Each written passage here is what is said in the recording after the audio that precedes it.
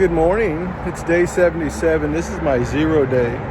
But there's a little piece, probably about a mile long, that goes from the highway here to where the Potomac River is. And I just figured I'd knock that out real quick and then get something to eat while I'm down there so I don't have to worry about it tomorrow. All right. Well, hope everybody's having a great day. I'll show you some stuff if there's anything to see. Okay, talk to you later. Bye.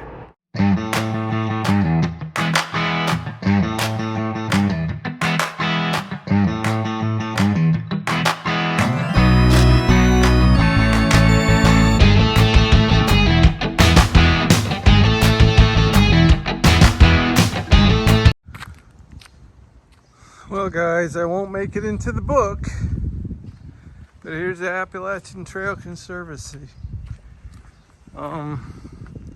I guess I'll do my own selfie and get my picture taken. Now, they're still closed due to COVID. I hear they put somebody out here on the weekends, but of course it's not the weekend. So, all right, let me take my photo. All right, guys, this is where the Shenandoah River connects with the Potomac and becomes the Potomac only. And this is the Potomac River flowing this way. That's the bridge I'll be crossing tomorrow, leaving West Virginia. All right, talk to you guys later.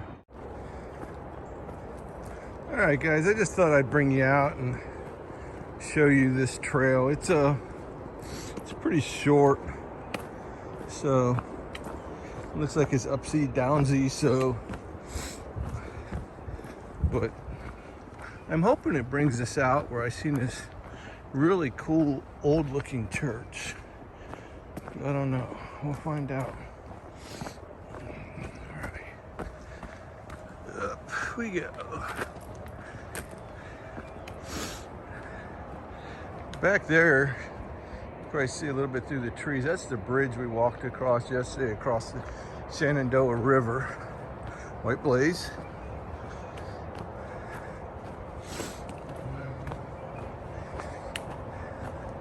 And of course, when I decided to do this, it's now decided to sprinkle, even though when I looked at my app, it wasn't supposed to rain until about 2 o'clock. So, and it's only like 12:45. But I can deal with a little sprinkles.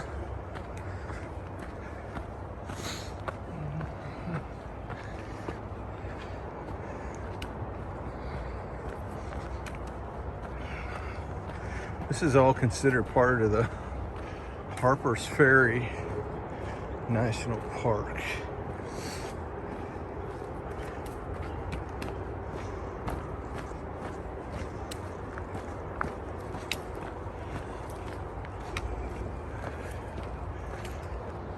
You see the clouds. It's looking a little rough out there, but it's okay. Even if I get rained on, I'll just go back to the hotel and throw my clothes in the dryer.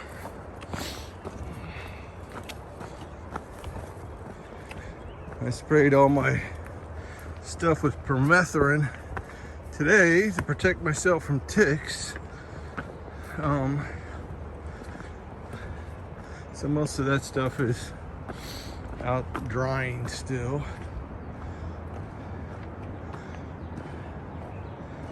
White Blaze. Jeffersons Rock, historic lower town to the right.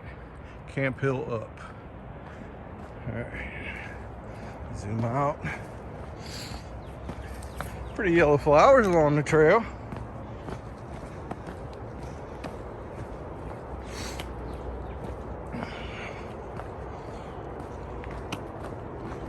Sorry, my sinuses are running.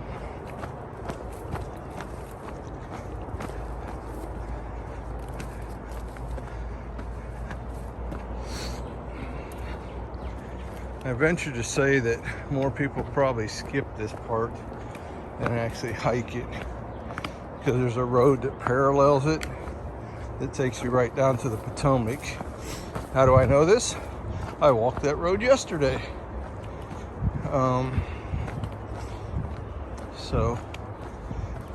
But I am a believer in you should hike all the trail. So that's what I'm doing. Figure if I'm going to dedicate time, money, resources to this adventure, I'm going to take it all in. Not skip any of it.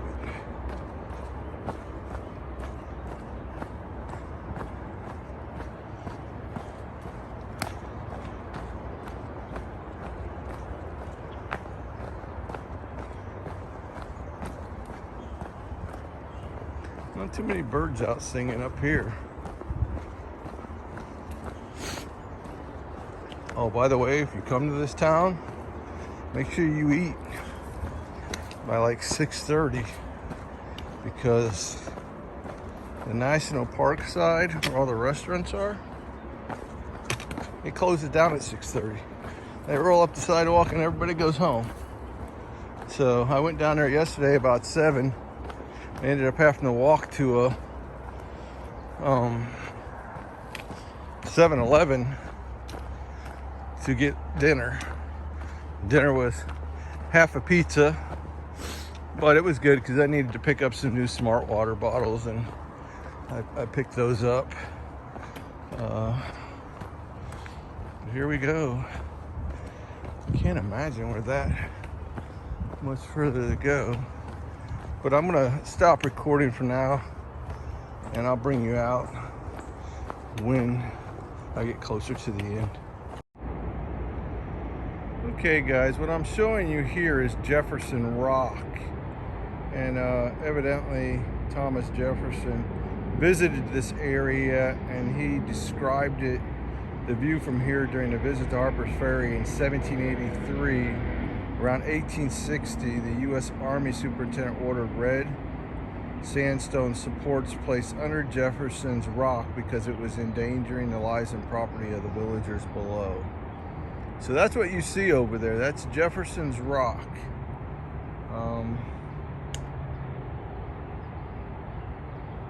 I guess Jefferson gave a speech there. But I thought I would share that with you. It's kind of cool. All right, there's a little bit of follow-up information here. It says 20 years before Lewis came to town, his mentor Thomas Jefferson wrote about the view from this rock. Jefferson comments on the landscape were published in Notes on the State of Virginia. The book provided a model for Lewis as he recorded his observations of the West. As Lewis gathered supplies here, did the follow in the footsteps of his mentor and take in the view? That's a question. So they're thinking that Lewis stood on this rock and took in the view as well. You can see off in the distance, that's the Shenandoah River. And I'm going to zoom around here, and that river is actually the Potomac, because down there at the bottom is where the Shenandoah dumps into the Potomac. All right, I'll let you guys go.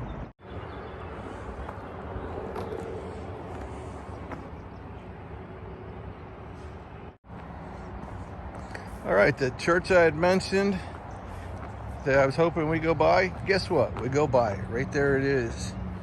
It is beautiful.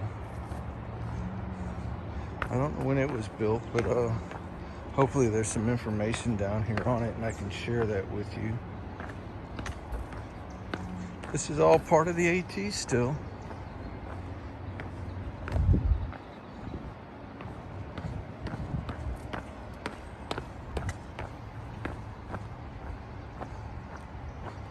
Look at that. Is that not just beautiful? Let me back up so I can try to get this.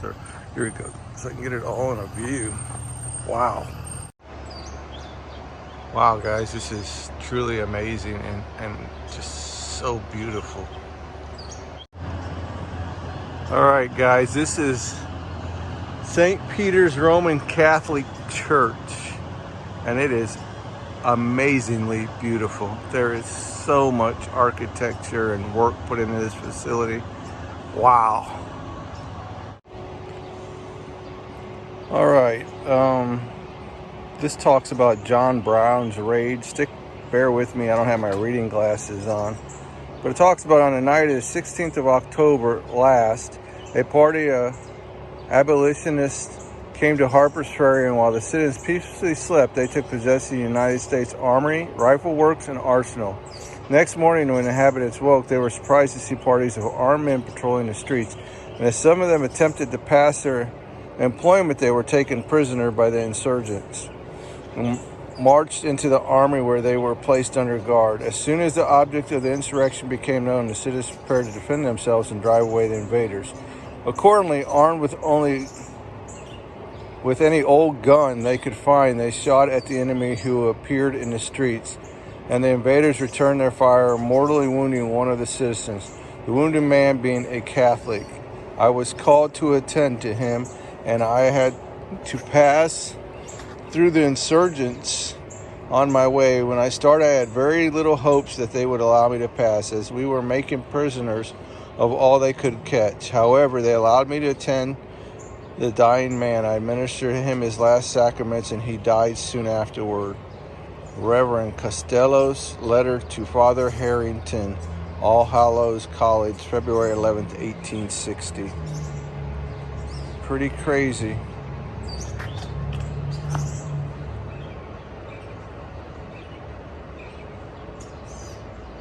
This place was established in 1830.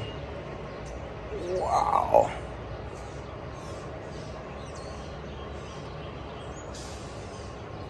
All right, guys.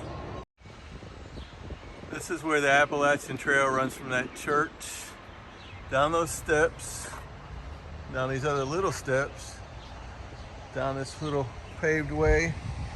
And you can see we got a sign here. We go right, and that's going to take us down to where the Potomac is. But I'm not going to go down there because I'm going to save that for tomorrow's video. I do have some pictures I will include where I took them last night when I came down this way, but that would be it. I don't know what's going on with that truck, but he's spreading gravel and making quite the mess. All right, talk to you guys later. All right, guys, I'm bringing you down here to the pretty much the end of the Shenandoah River.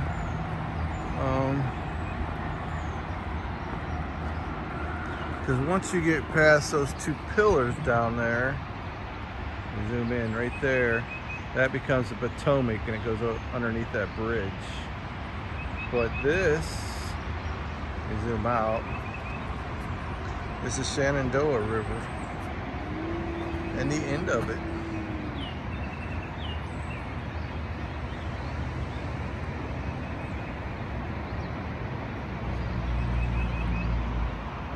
Some geese out here fighting the current a little bit.